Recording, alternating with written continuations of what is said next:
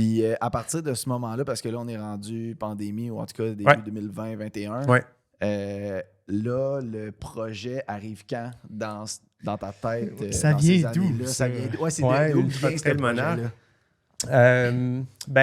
Ça dépend de quel angle on le prend. Là. Si on le regarde sur le plan de la course, plus du sport, je ne sais pas dans quel angle vous voulez le prendre, mais moi, j'ai eu 40 ans en septembre, là, le 12 septembre. Puis je m'étais toujours dit qu'à 40 ans, je voulais faire quelque chose de significatif. Je voulais me lancer un défi.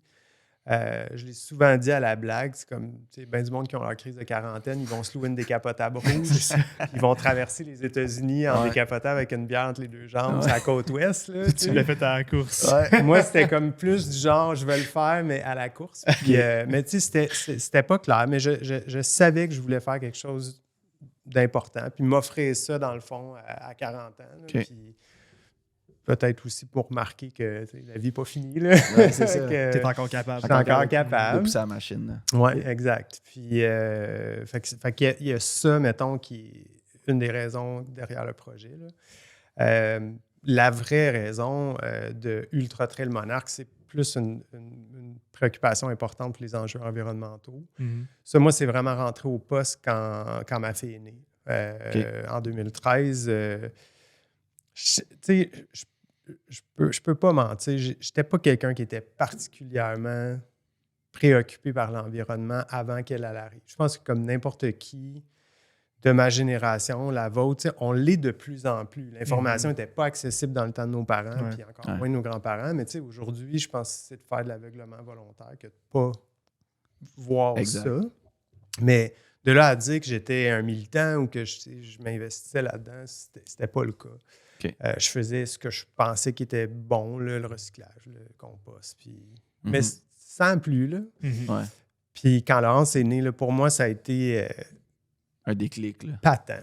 Tu as vu son futur, puis tu étais comme non. Mais c'est pas question que ça soit pollué comme ça. Je sais pas, vous avez pas d'enfant. Là. Non. Pas encore. Là, mais c'est tellement fragile, un enfant. C'est kitsch, là. Je dis une évidence que tous les parents tout le monde a vécu, tous les parents ont vécu ce moment-là là, quand leur jeune est arrivé, mais c'est vraiment fragile, c'est vraiment vulnérable. Puis là, c'est toi qui es responsable. Puis sa vie en dépend. Puis là, ma blonde est un petit peu plus, disons, verte à l'époque que moi je l'étais. Fait que en discutant avec elle, puis en voyant ça, c'était comme... C'est devenu un non-sens, la façon dont on vit, la façon dont on consomme, la façon dont il faut tout le temps croître, il faut tout le temps que le PIB soit plus important. Tu sais, quand on s'y arrête 2 secondes, il y a quelque chose de fondamentalement vicié dans notre société. Là. Croissance infinie sur une planète aux ressources finies. Exact. Le capitalisme. L'équation ne tient pas. Oui, c'est ça. Comment pouvons-nous... Il y a un débalancement clair et net. Là. Puis oui, il y a du monde qui va me lancer des tomates parce qu'ils vont dire que le progrès technologique peut amener cette croissance infinie avec des ressources finies, mais personnellement, j'y crois pas. Puis... Bref, fait que ça a été le déclic. Mais tu sais, en même temps, c'est pas du jour au lendemain que je suis devenu, disons, aussi impliqué que je le suis présentement. Mais disons que c'est là où j'ai vraiment senti le besoin de faire quelque chose. J'ai toujours voulu faire quelque chose de significatif en matière de protection de l'environnement, mais j'ai jamais su par où y prendre, quoi faire. Tu sais, je suis avocat de profession, mais je travaille dans un domaine qui n'a rien à voir avec l'environnement. Puis là, tu sais, à ce stade-là, ça fait quand même quelques années que je pratique. C'est quoi, je vais tout mettre de côté pour aller faire une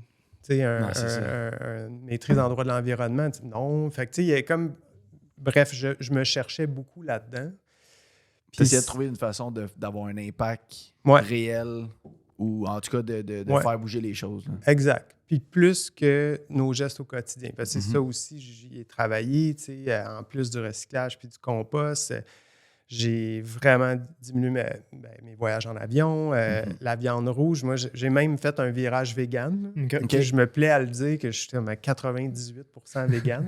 C'est quoi le 2%? C'est quand tu m'invites chez vous, puis il y a de la viande, puis j'en fais pas un plat parce que j'aime ça. Puis, tu sais, je suis pas du genre à critiquer les gens qui prennent de la viande. Non, c'est ça. Tu vas jamais m'entendre te rabrouiller là-dessus. Mais personnellement, si j'ai le choix, j'en mange pas.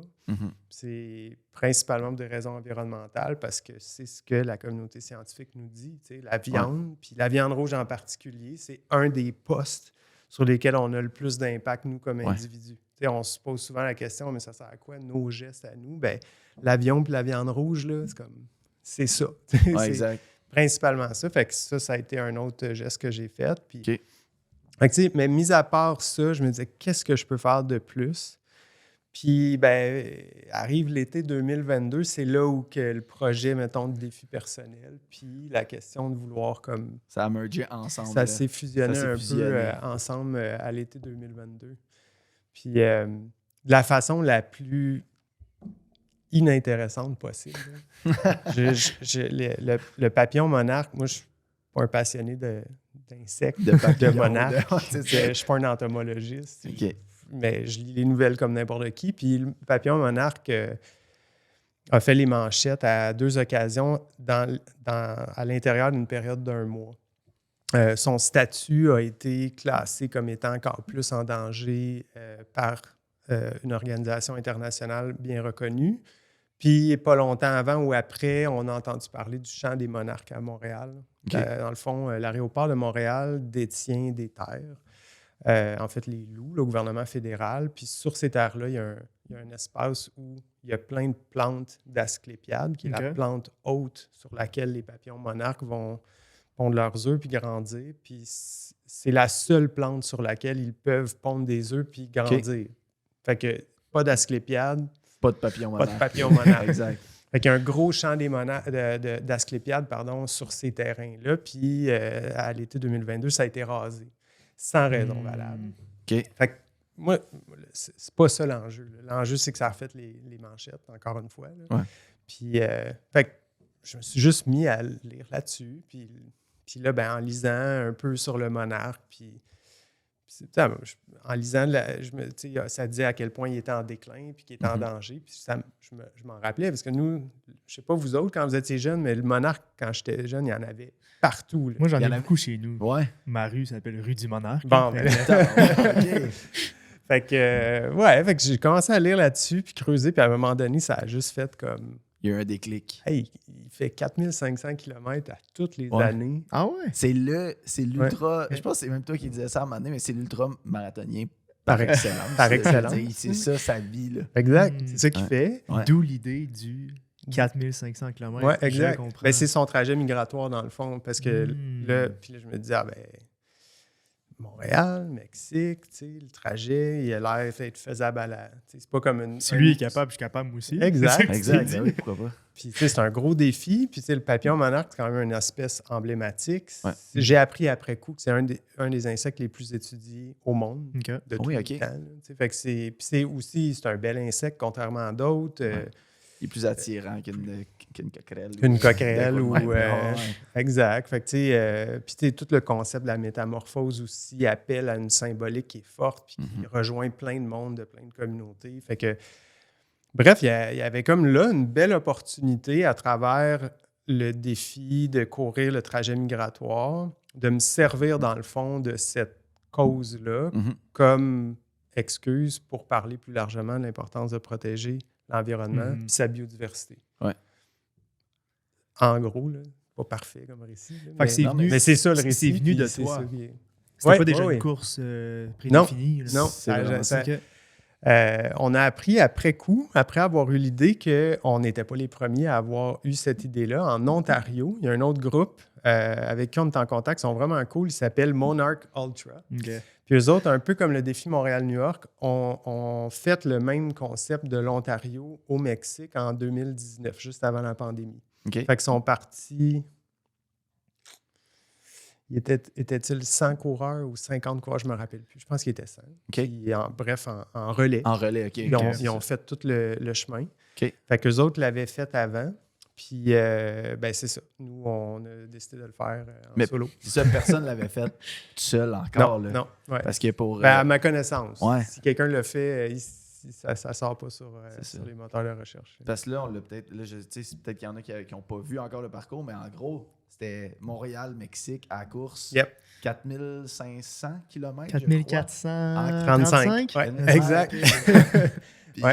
Puis en 90 jours, si je ne me trompe pas. C'était l'objectif, 3 mois. Puis ça a été pas mal ça. Là. Wow. Ça a pris, au final, c'est 4435 kilos en 96 jours. Wow. C'est du stock quand même. Là. Ouais. Sur le corps, là, c'est quand même Fait que là, on parle de combien de kilos par jour?